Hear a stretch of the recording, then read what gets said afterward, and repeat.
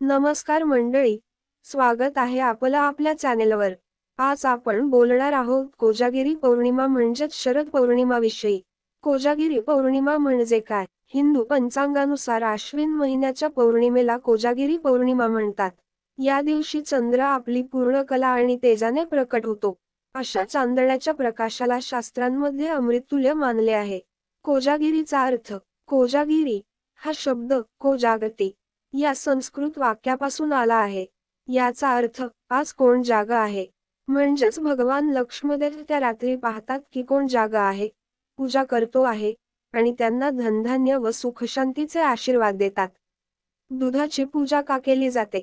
या दिवशी रात्री दूध उकळून त्यात साखर, वेलची, बदाम, पिस्ता, केशर टाकून चंद्रप्रकाशात ठेवले जाते। शास्त्र सांगते की 1. त्या रात्री चंद्राच्या किरणांमध्ये औषधी गुण असतात।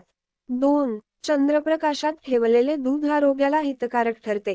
3. अशा दूधप्राशनामुळे मन शांती, बुद्धी तल्लख आणि शरीराला ताकद मिळते।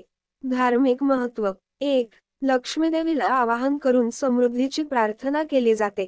2. कुटुंब एकत्र येऊन दूध प्राशन करणे हे एकतेचे आणि प्रेमाचे प्रतीक आहे। 3. काही ठिकाणी या दिवशी लक्ष्मी पूजन, भजन, कीर्तन व जागरण केले जाते।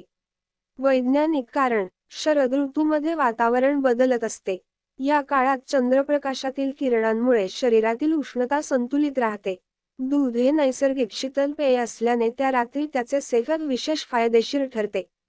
कोजागिरीची पौराणिक कथा, पुराणांमध्ये सांगितलेली एक कथा खूप प्रसिद्ध आहे। एकदा लक्ष्मीमाता आणि श्रीविष्णू वैकुंठातून पृथ्वीवर आले। लक्ष्मीमातेनं विचारलं, आजच्या या पौर्णिमेच्या रात्री कोण जागा आहे, कोण माझी आठवण करतय? तेव्हा लक्ष्मीमाता पाहतात की काही लोक रात्री जागरण करून, भजन कीर्तन करून, चंद्रप्रकाशात बसून दूध प्राशन करत आहेत। लक्ष्मीमाता प्रसन्न होऊन त्यांना म्हणाल्या, तुमच्या घरात सदैव धनधान्याची व भरभराटीची उणीव भासणार नाही। यामुळे या पौर्णिमेला कोजागती म्हणजेच कोजागिरी असे नाव पडले। दूध उकळण्याची परंपरा, कोजागिरी पौर्णिमेच्या रात्री दूध उकळताना ते सांडले तरी शुभ मानले जाते। त्यानंतर त्या दुधात साखर, वेलची, जायफळ, बदाम, पिस्ता, केशर टाकले जाते। चंद्रप्रकाशात हे दूध काही वेळ ठेवले जाते। चंद्राच्या किरणांचा स्पर्श त्या दुधाला झाल्यावर ते अमृतासारखे मानले जाते। आयुर्वेदानुसार या रात्री दुधाचे सेवन शरीरासाठी औषधासारखे कार्य करते। कोजागिरी पौर्णिमा व आरोग्य, शरद ऋतू म्हणजे पावसाळ्याच्या नंतरचे दिवस।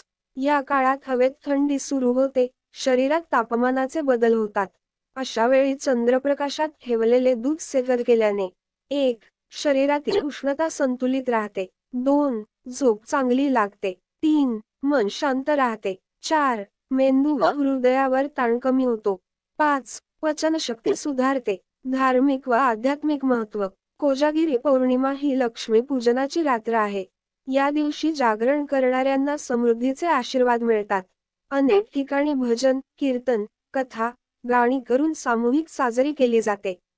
काही ठिकाणी शेतकरी वर्ग या पौर्णिमेला पिकांची पहिली माळ देवीसमोर वाहतो। प्रेरणादायी कथा, कथेनुसार एका राजाचा प्रजेवर अन्न, धान्याची कमतरता होती। राजाने सांगितले, या पौर्णिमेला प्रत्येकाने आपल्या घरातून थोडं दूध आणावं आणि ते एका मोठ्या भांड्यात जमा करूया। सर्वांनी मान्य केले, परंतु एक व्यक्तीने पाणी टाकले।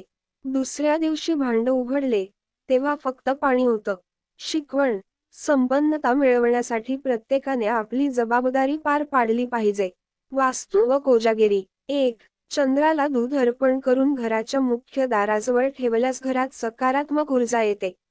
2. घरात लक्ष्मीमातेचे चित्र ठेवून दीप प्रज्वलित केल्यास धनवृद्धी होते। 3. घरात गोड पदार्थ बनवून वाटल्याने मतभेद कमी होतात। सामाजिक महत्त्व, कोजागिरी ही फक्त धार्मिक परंपरा नाही, तर समाजाला एकत्र आणणारा उत्सव आहे। गावोगाव दूध पार्टी, सांस्कृतिक कार्यक्रम आयोजित केले जातात। कुटुंब, नातेवाईक, मित्रमंडळी एकत्र येतात। चंद्रप्रकाशात बसून गोष्टी सांगणे, खेळ खेळणे, गाणी म्हणणे ही परंपरा अजूनही टिकून आहे। ध्यान व साधना, अनेक योगी व साधक या रात्री ध्यानधारणा करतात। पूर्ण चंद्राच्या किरणांमुळे मन स्थिर, सकारात्मक व निर्मळ राहते। चंद्राचे रहस्य, चंद्र हा भावना, मन आणि शांतीचा प्रतीक आहे. आपल्या शरीरातील पाणी 70% असतं आणि चंद्राचा प्रभाव या द्रवावर पडतो. पूर्ण चंद्राच्या रात्री मनात वेगळी ऊर्जा जाणवते. त्या ऊर्जेला सकारात्मक मार्गाने वापरणे म्हणजेच कोजागिरीचं खऱ्या अर्थानं पालन. कोजागिरीचा आध्यात्मिक अर्थ. ही रात्र शिकवते. अंधारानंतर प्रकाश येतो. कठीण काळानंतर समृद्धी येते. जे जाग राहतात तेच यशस्वी होतात. लक्ष्मी माता फक्त धन देत नाही, ती देते ज्ञान, समाधान, नातींचं प्रेम आणि मानसिक शांती. फक्त संपत्ती नव्हे, तर मनाची श्रीमंती मागा. लक्ष्मी मातेची कथा. एक साधा माणूस दरवर्षी कोजागिरी पौर्णिमेला लक्ष्मीपूजन करायचा. आजारी असूनही त्याने देवळात जाऊन दिव्यात दूध अर्पण केलं. त्या रात्री त्याला स्वप्नात लक्ष्मी माता दिसली आणि म्हणाली, तुझ्या श्रद्धेच्या दिव्याने माझं हृदय उजळलं. तुझं जीवन आता सुख, समृद्धीनं फुलणार आहे. भक्ती आणि श्रद्धा या सर्वात मोठ्या पूजा आहेत. आधुनिक अर्थाने कोजागिरी. धकाधकीच्या जीवनात आपण कोजागिरीचं तत्व आपल्या पद्धतीने साजरं करू शकतो. कुटुंबासोबत वेळ घालवणं, तणावमुक्त होणं, मनःशांती मिळवणं, निसर्गाशी जोडला जाणं, हेच खरं सौंदर्य आहे. संकल्प. मी माझ्या आयुष्यातील अंधार दूर करीन, सकारात्मक विचार करीन, इतरांच्या आयुष्यात प्रकाश पसरवीन.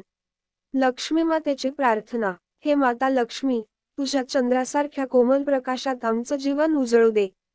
घरात आनंद राहू दे, मनात शांती राहू दे, आणि प्रत्येक कृतीत सकारात्मकता येऊ दे.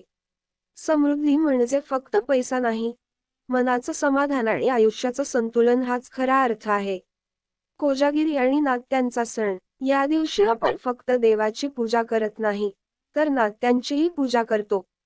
कुटुंब, मित्र, समाज हेच खरे देव आहेत. चंद्रप्रकाशात बसून एकत्र हसणं, बोलणं, आठवणी शेअर करणं हीच खरी पूजा आहे. प्रेरणादायी संदेश. जाग राहा, पण फक्त शरीराने नाही, मनानेही. मन जागृत ठेवा, चांगल्या कर्मांनी जग उजळवा. चंद्रासारखं शांत, तेजस्वी जीवन जगा. लक्ष्मी मातेच्या कृपेने तुमच्या घरात, मनात आणि आयुष्यात प्रकाश, प्रेम आणि समृद्धी राहो. आमचा संदेश. कोजागिरी पौर्णिमा येते आणि जाते, पण तिचा प्रकाश आपल्या आयुष्यात दररोज राहू शकतो, जर आपण मनातला चंद्र जिवंत ठेवला तर. लाईक, शेअर आणि सबस्क्राईब करायला विसरू नका. कमेंटमध्ये लिहा, जय